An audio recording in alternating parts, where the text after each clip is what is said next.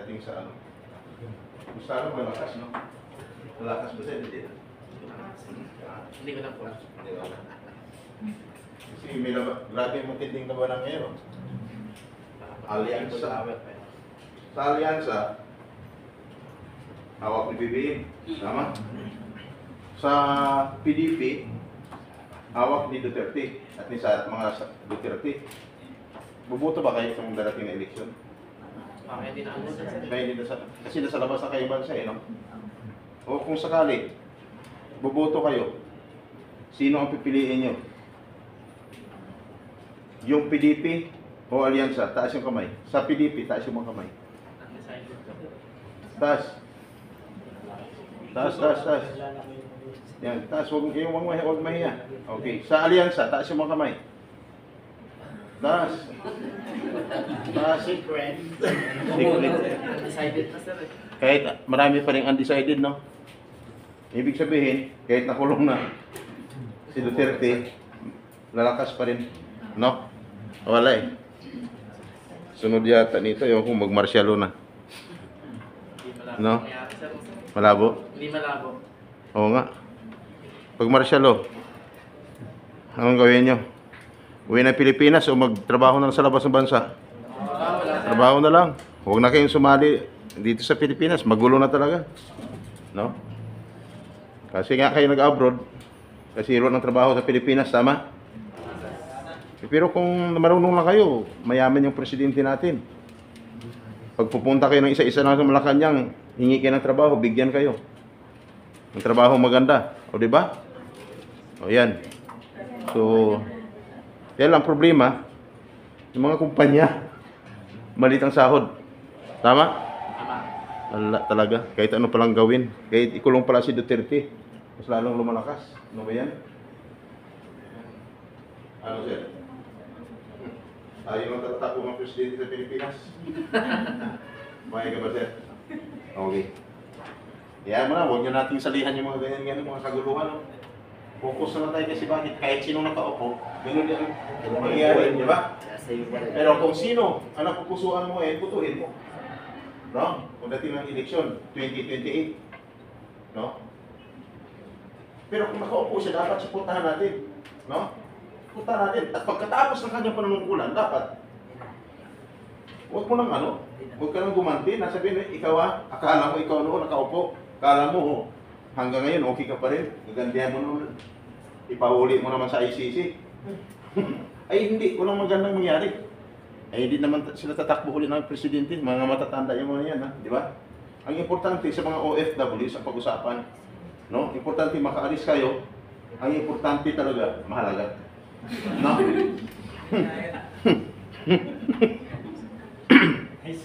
Importante mahalaga, sir. Kasi pag hindi mahalaga yung importante, wala kang mapapala. Kahit anong ATM, hawak mo. Kahit anong ATM card, no, ng mga bangko. Pag hindi ka marunong, pagdating mo sa labas naman sa kunting problema, hindi mo ka nakaisolusyon ng problema mo. Kahit ilang ATM mo pa yan, ATM card, pag uwi mo ng Pilipinas, walang laman yan. Tama? Kasi, hindi mo alam paano solusyonan ang problema mo. Kaya magtataka, ang daming umuwi ng Pilipinas. Daming umuwi ng Pilipinas. Mga OFWs. Kadalasan, saan pupunta yan sa mga malls? Pag may nakita ka sa mall, may nakapila doon sa mga ATM machine. Kadalasan doon, OFW yun. No? OFW, kadalasan yan. Yung hindi umalis, sa isang ATM lang, ibig sabihin, may naipon yan. Pero palipat-lipat, kahit saan sinasalpak, yung ATM card, may problema yun. Yung pumipila doon, na talagang may lumalabas na pira, ibig sabihin sigurado may pira yun. Pero yung palipat-lipat halos ATM machine, lahat na sinalpak ng ATM card, may ibig sabihin, sigurado yun. OFW yun. Walang lamang pera ang ATM card. Lahat ng ATM meron. Pero walang lamang pera. Bakit? Nagka-problema sa labas ng bansa. Ano magka-problema? Umuwi ng Pilipinas. Walang napapala. Kaya dapat ihanda nyo ang inyong mga sarili. Bakit? Ako ang kasunod na speaker. Ang kasunod na speaker, no? Mawala yung antok mo, yung pagod, yung sobrang gutom na naramdaman mo kanina. Ngayon, mabubusog ka. No? Bakit? Bakit? Mabubusog ka. Nakanyong. Okay. Sinakabak. Paglabas dito, panay tunog eh. Okay. Ako yung kasunod na speaker. Dahil ako ang kasunod na speaker, no? Sana magiging handa kayo. Malagang bagay ang ating pag-usapan ngayon. Hindi nabanggit ni Ma'am Sandra Lin. Babanggitin ko sa inyo. Ex-abroad ka, hindi mo alam noon.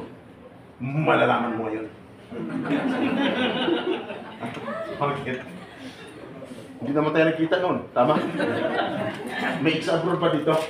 Si ex-abroad, taas yung mga kamay. Ex-abroad. Thank you. First timer, taas yung mga kamay. Sino mas marami? First timer, ex-abroad. First timer. Pag ex-abroad, first timer, kayo na nandito ngayon, ang tawag sa inyo lahat, mga bagong bayani. Tama? Yung mga ex-abroad, sila yung dating mga bayani. Hindi man kayo maniniwala sa akin, maniniwala kayo sa kanila, mga ex-abroad. Bakit?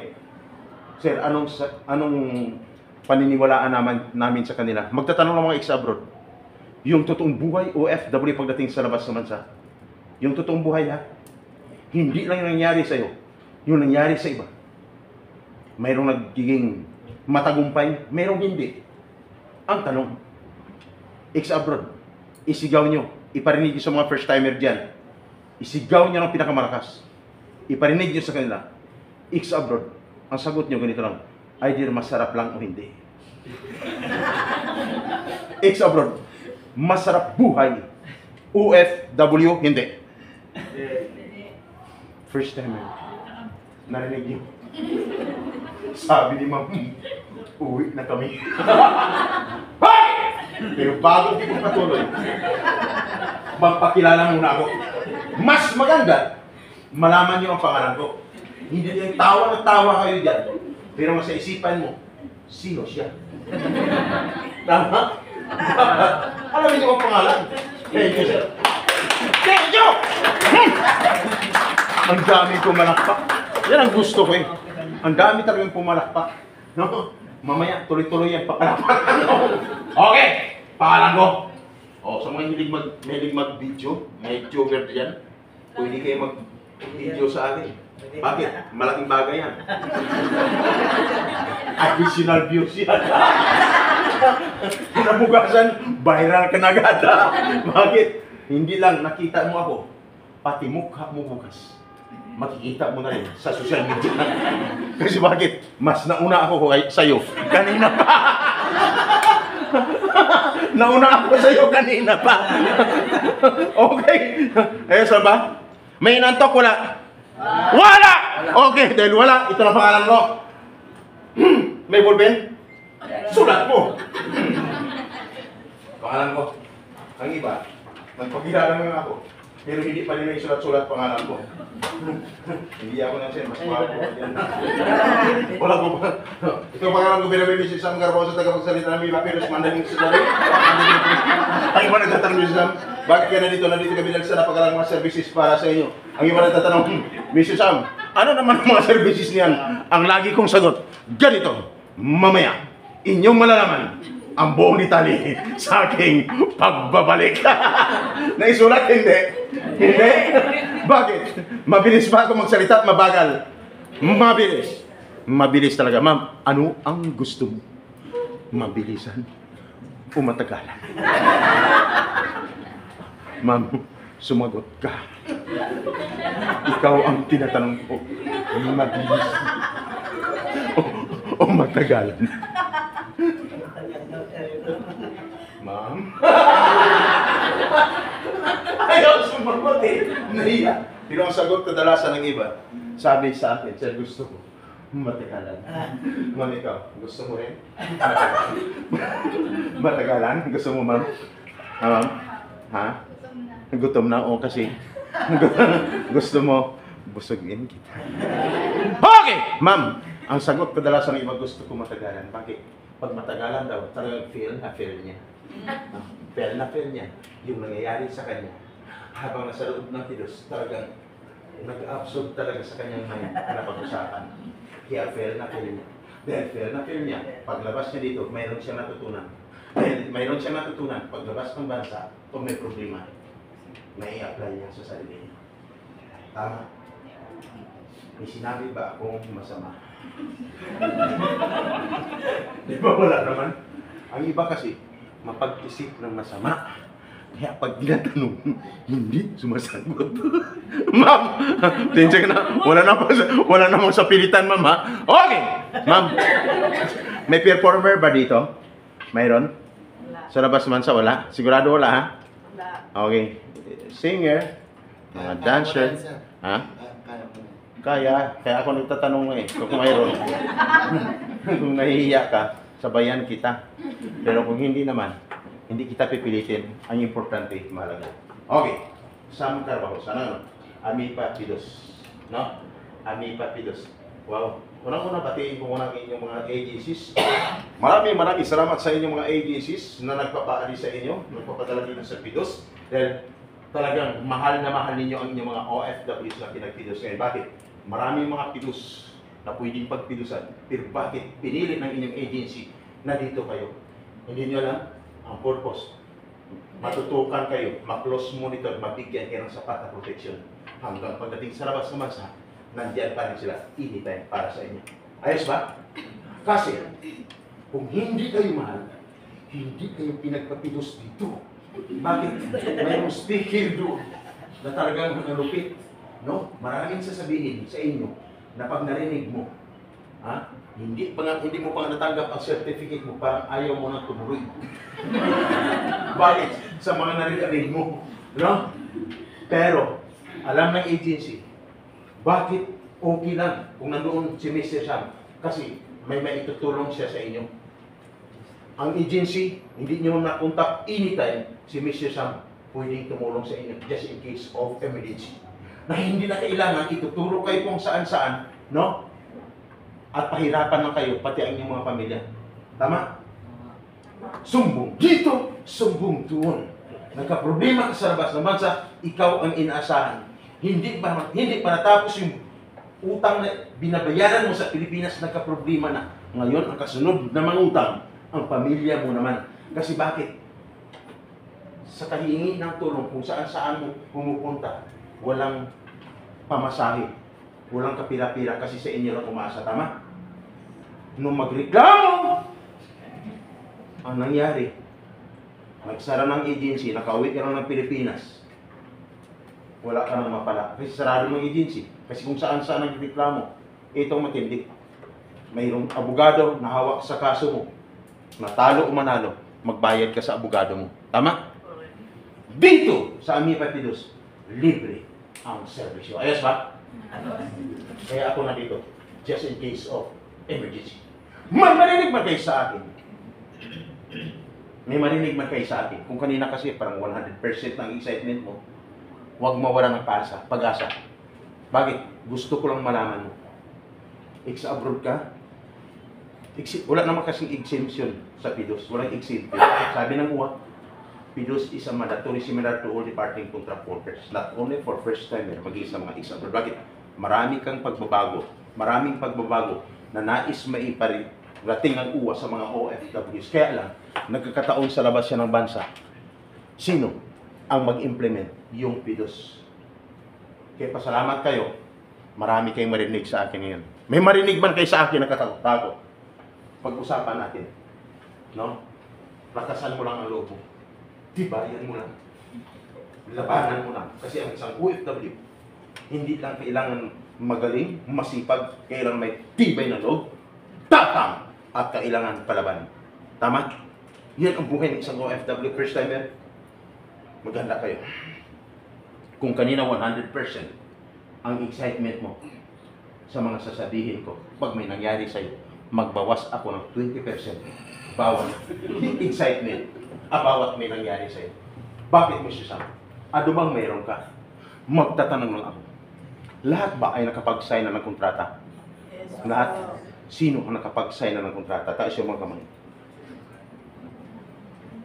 8. Sino ang hindi pa nakapag-sign ng kontrata? Taas yung mga kamay.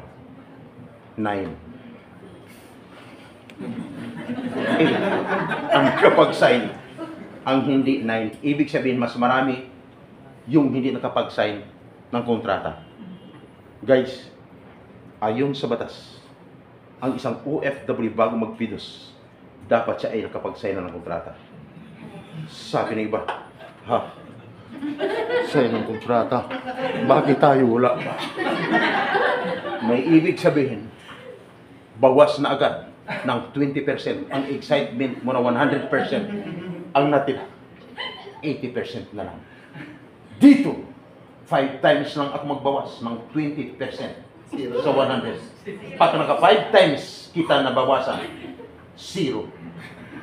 Excitement ang matitira sa iyo. Kaya kung may nangyari dyan, isang bawas pa lang ang natira sa iyo, 80% na lang. At dapat, kailangan, after mo magpidos, sisiguraduhin makaalis ka na. Kasi bakit? Hindi ka lang nakapagpidos. Sabi kasi ng batas, dapat kung lang nag-apply siya at nabisan, 2 hanggang 3 buwan, huwag sumubra. 60 to 90 days prior, dapat na i-deploy na siya. Dapat nasa labas na siya ng bansa ngayon at wala na siya ngayon sa kanyang inuupuan dyan. Sabi ng iba, patay tayo. Bakit kami 6 months, 9 months na nandito pa rin? May ibig sabihin, another 20% ang mababawas doon sa excitement mo na 80%, ang natira 60%. Kaya, ma'am, binilang mo ilang buwan ka na. Kitang-kita ko, nagbilang na eh. January, February. Huling-huli. Okay. Kung nangyari sa'yo, bawas ulit ng 20%, ang natira is 60%. Sabi naman ni ma'am dito, patay tayo. Huwag kayong mag-alala, ma'am. Nandito naman ako para sa'yo. Okay! At dapat, bakit kailangan ka makalis? Kasi hindi ka na nakapagpidos, nakapag-sign ng kontrata, ang iba niya nakapagbayad na ng placement fee. Pag nagbayad ka ng placement fee, ang salary mo is 20,000. Magkano dapat ang maging placement fee? Dapat equivalent of 1 month salary. Sabi ng iba dyan, ha? 1 month salary? Bakit sa amin? Sobrang laki. May ibig sabihin, malaki talagang sayo na binayad. Another 20% ang ibabawas ko. Ang natira is 40%. At pag nagbayad sa ang lugar, sa Jollibee, sa Chowking, sa McDo, sa Max Mall, Hotel o Restaurant, wala sa manggit ko na lugar, dapat sa loob ng agency. Sabi ng iba minsan dito, ha? Agency? Bakit kami Jollibee? Ibig sabihin, sa Jollibee kayo nagbayad kasi pinakain pa kayo. Hindi niya pira yun. Pira mo yun. Tama? Sabi ng iba dyan, nga tayo, saan nga tayo kumain? Sabi ng iba, sa Max tayo. Ay, social, no? Dapat sa loob ng agency. Ang sigaw ng isa dito kahapon, sir, kami, pwede ba sa GCash? Mas lalong nayari na sa GCash. Katulad ng 12 mga teachers nagbayad sa GCash, nakipagtransaksyon sa online, sa Facebook, sa Facebook. Pagkatapos nung mag-close ng transaksyon, pumunta kayo sa Las Piñas. Dito ako nakatira. Tingnan ang bahay ko dito lang. Pumunta nga. Pagpunta nila, 12 yung teachers, no? Okay ma'am, dito lang kami pupunta pag nagpalo up. Oo, walang problema po. Walang problema. Nung ilang buwan na nakalipas, nagpa-follow up kung kailan makaalis kasi lumagpas na sa 3 buwan. Pinuntahan ang bahay na kanilang ngayon tinitira ng suspect. Wala na si ate, senior citizen, instant millionaire. At large ang suspect. Kaya dapat huwag sa Gcash. Sinundan ng 20 OFW. Sila ay papunta ng Malaysia, Poland, Africa, Czech Republic. Wow, may Japan pa. Pinagbayad ng 20,000. Pinagbayad ng 20 na applicants, 178,000. Umabot na ng 1 taon, hindi pa rin nakaalis. Ilang milyon? Kulang-kulang 3 milyon. No? Yung 20 applicants. Nakarating lang sa akin kasi, nung makarating sa akin, tapos lahat ng transaction. No? At large ng suspect. Kung hindi lang, no? Nakarating lang sa akin at continuous pa rin yung transaction nila, dali na sana yun. Kaya dapat ingat. Dapat pag nagbayad sa loob ng agency. At dapat, dahil sa labas ka nagbayad, additional 20% ang ibabawas ko ang natira. 20% na lang sa excitement mo. At dapat, pag nagbayad, ay mayroon ka kulang resibo. Sabi niya iba, resibo. Nangyari na sa atin na. Bakit mo tayo resibo? Dapat may resibo. Tama, mga sir? May resibo. Yun. Dahil nangyari sa'yo, wala kang resibo, ubos na ang excitement mo. Ang tanong, sa mga may nangyari dyan, tuloy pa ba kayo o hindi na? Ha? Sabi ng iba, tuloy pa ba tayo? Kaya kahit anong gustuhin mo mang tumawa, dito sa pinag-usapan natin ngayon, pero kaya lang, parang hinahatak na ng antok ang mata mo dahil sa nangyari sa'yo. Huwag kang mag-alala. Ulitin ko. Ma'am, nandito ako. Para sa'yo. Mr. San, dahil nangyari, anong kaso yun? That is a violation of Republic Act 8042 of Anti-Illegal Recruitment or 10022 as amended of Anti-Human Trafficking Violation. Malinaw? Habang buhay na pagkabilanggo. Mr. Sam, bakit alam mo? Kasi yan ang trabaho ko mula noon hanggang ngayon. Yung mag-recruit, sir. Kaya minsan, ito, kahawid ko ng recruiter na hinanap ko. Ikaw yan, sir. May alam sa recruitment. Ha! Kaya kung bakit panay-ikot ang kamera ko. Kasi pag may tinapatan dyan at biglang nag-blank, may ibig sabihin. Positive. Walang nag-blink dyan. Try ko ulit dito. Pag mayroon. Kasi nag-blink. Hindi.